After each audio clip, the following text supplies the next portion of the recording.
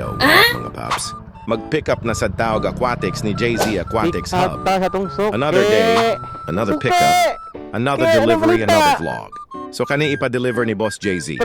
Mga paps kay padulong ni sa Tisa Labangon, the House of Fruitas. Ug na delivery fee na 181. Ug sakto kaayo kay kanang duha ka karton sa atubangan sa motor booking na padulong Colon. So first drop na to mga paps kanang para ko.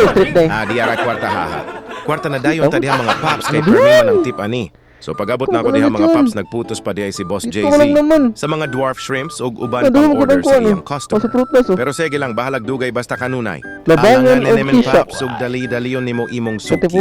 Hahaba sinog madili nakatawagan. O aw hilak gyud ta ani mga paps. O haha ug pagkahuman niya diha og putos mga paps.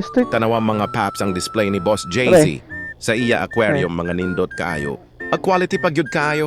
Pero karon pa ako kabantay nga dili man diay Dwarfs good hahaha. Giputol na dayon nako ang video mga paps. Kay basin malubat o haha-aw. Dagan para bata videohan sa unahan. Og sa katong gusto og mga nahihilig sa Dwarf Aquatics. Algae Cleaners EPM na dayon ninyo si JZ Aquatics Hub. Isa sa pinaka-legit nga online seller sa Dwarf Shrimp Aquatics. Unsa pay dugayan ninyo mga paps palit na. O haha,